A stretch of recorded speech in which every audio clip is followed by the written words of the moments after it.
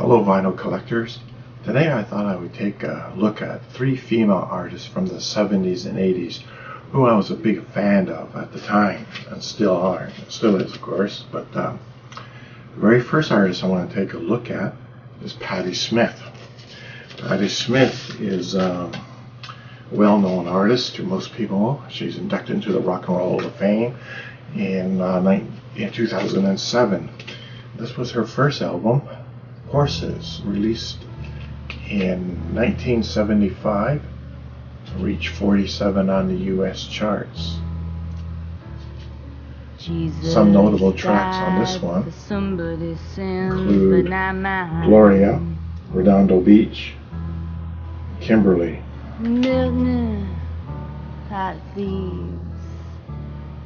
Fantastic album, one of my all-time favorites.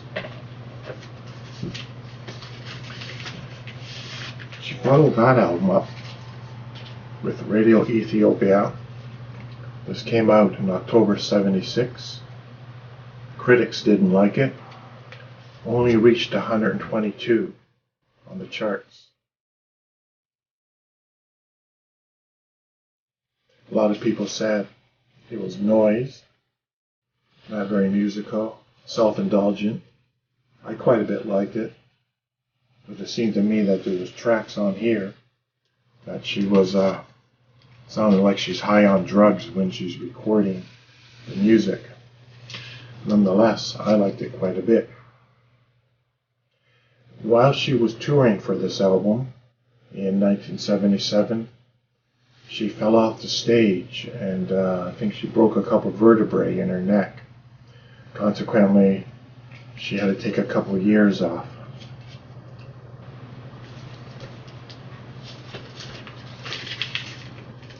Third album, Easter. This came out in March '78. Reached 20 on the charts.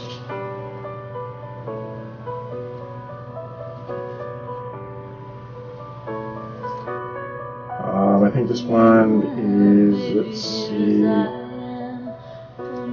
Because of the Night is the one that I can remember on commercial radio. This is a much more commercial album than their first two. A lot more radio airplay. This is a pretty strong album. I like most of the tracks on this one as well. The next album, Wave, May 1979, reached 18 on the US charts. And this is one, Dancing Barefoot. Dancing Barefoot. Oh, remember that. That was a big hit on the radio.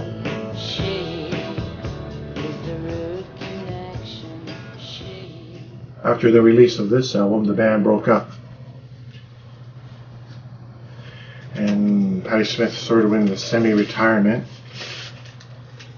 That album was released in '79, then in 1988, so it's like 9 years later, she released this album, Dream of Life, reached 65 on the US charts. Personally, I do not like this album as much as her first 4.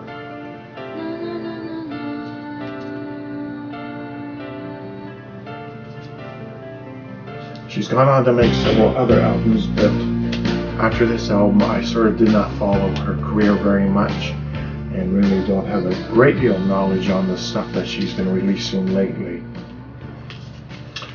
My next artist, this is one of my all-time favorite artists, Nina Hagen. This is her first album, the Nina Hagen Band. This came out in 1978. Nina Hagen was born in Germany in 1955. She originally was an actress, as was her mother, and they acted together in several shows or movies or something. And then she branched off into music and started getting into punk music. And this I bought when I was a kid. Still has the shrink wrap on it. paid $14.48 for it. This is back, I guess, what, in '79 or something. That is the most I had ever paid for a record at the time. This is mostly in German, the lyrics, and it is hard punk, hard rock, if you will. It's one of my all-time favorite albums. I just scroll down a bit here. That was released in '78. Her next album, released in '79. These are the original. These are the CBS Germany pressings. These would have been the original pressings because I bought them when they came out. And this one, I don't think it's an original shrink. It was up there around $14, $15 when it came out in '79. That's what I paid for it. Again, huge amount of money in the day for what I was used to paying for records. By this point, her and the band were not getting along very well at all, and so the band, they're under contract to make the album with CBS. So the band recorded the music in Germany, and Nina Hagen laid down the vocal tracks in Los Angeles. This is a super album. Again, the lyrics are pretty much all in German. I think there's a little bit of English here and there. One of my all-time favorites, even though I don't speak a word of Germany. I've had a friend who does speak German translate some of this for me, and a lot of profanity on the album. A record that was released domestically, an EP, the Nina Hagen Band, just basically from those two, White Punks on Dope. On the Columbia label in North America. Lucky Number, which was a Lena Lonovich hit at the time. Her and Lena Lonovich, good friends. Still are, I think. I've seen on YouTube where they're actually touring together.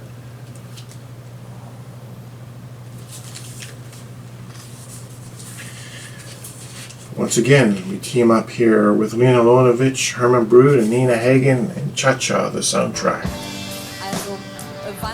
The best tracks on here are Nina Hagen and Lena Lonovich. I don't think the movie was all that great. I saw the movie, but I went just to mainly hear Nina Hagen's work. Saw Nina Hagen live twice. The first time in Toronto at Basement, Larry's Hideaway. There's maybe about 150 people in the audience. I was sitting 10 feet from her. And I saw her the second time at the Danforth Music Hall. So when she separated from her band in Germany, her band is Spliff. They put this album, The Radio Show, which basically is a little bit like a concept in which you're like listening to a radio broadcast. Not nearly as strong as the Nina Hagen albums. The lyrics are in English. In my appraisal, Nina Hagen and Spliff together were outstanding. When they separated, they were both weaker musically. Nina Hagen moved her career to North America. She put out this in 1982, Non-Sex Monk Rock. Here, been trying to become a little bit more commercial, less punk. And I'm not sure if it's on this one or what, but I know at some point early in her North American part of her career, she teamed up with Giorgio Moroder, who was a disco sort of producer. And I don't like his music nearly as much as those German recordings. Still, there are a few good tracks on here, but overall the album pales in comparison. Next one, Fearless, 1983. Again, a little bit commercial, not really strong in punk. A few good tracks. Not sure. Yeah, this one's produced by Giorgio Moroder. I mean, what a way to kill a punk career, being a disco guy producing music. I don't know, maybe she just wanted to get out of the punk and try to go commercial. But I mean, she's singing songs about flying saucers and stuff like that. So clearly her lyrics were not commercial. next one is Ecstasy. Nina Hagen and Ecstasy. And that came out in 1985. It looks a bit like the vine on the cover there. Again, a few good tracks. Nothing really stands out here. Nothing. I picked these last three, or last couple, or whatever. Like I got this for like $2 at a flea market.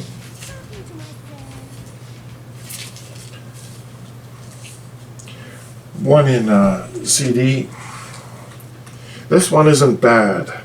This is The Return of the Mother. This came out in 2000. She's getting back more to her sort of like her German punk roots on this one. This is not half bad.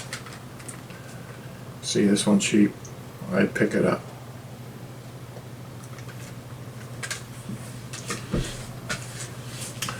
Also,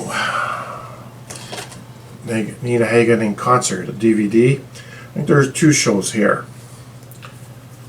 One, a show back with her original band, probably around 1979, I'm guessing, 78, 79, which was mostly music from her first album.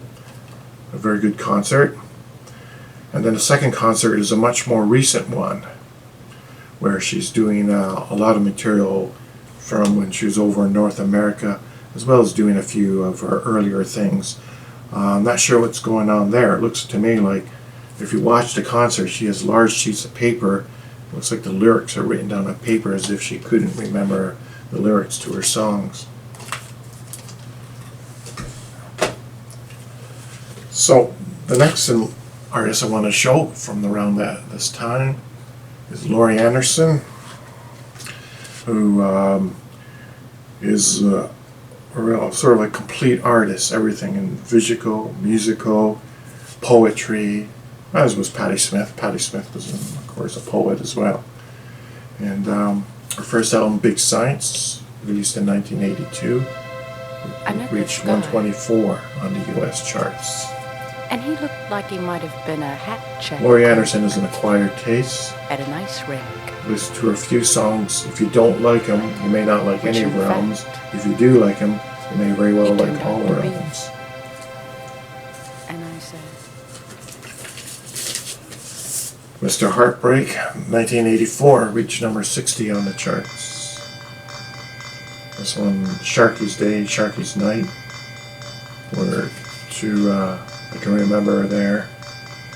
A bit of there playing. I don't know if that first one, Big Science, I'm not sure if that's the one that had Old Superman on it, which was, Old Superman on this one, which was a big hit, I think, in the UK.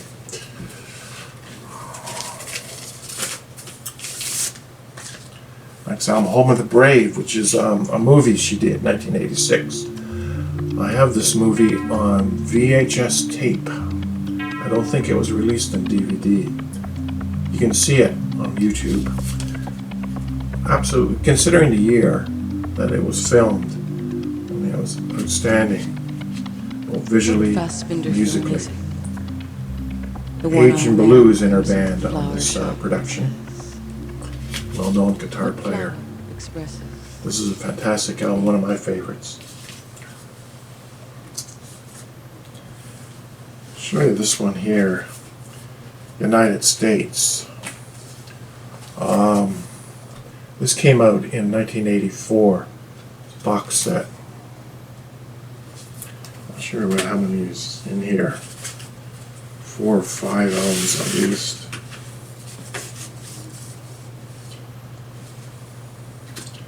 Recorded live, as was Home of the Brave. I was off quite a lot of material here from her previous albums, as well as new stuff, spoken word.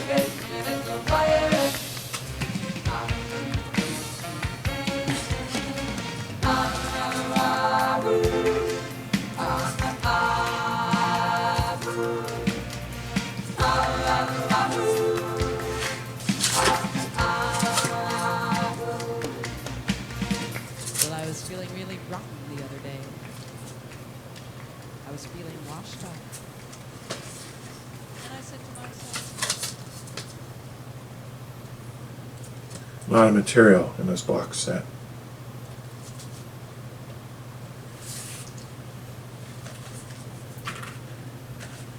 I saw some of her CDs. I've never come across vinyl on these. I'm sure they might exist, but I found most of these CDs probably at a flea market. Picked them up when I saw them. This one is Strange Angels, 1989. Bright Red. This is 1994. So this is a good 5 years later from our last one. This is a good album. I like this one. I'm not sure if this is recorded live or not. Again, a fairly thick booklet inside. I won't take it out.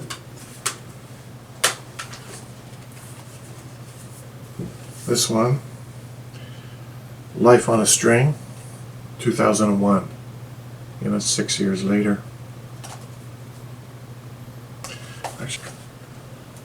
And then the last one here, this is recorded live.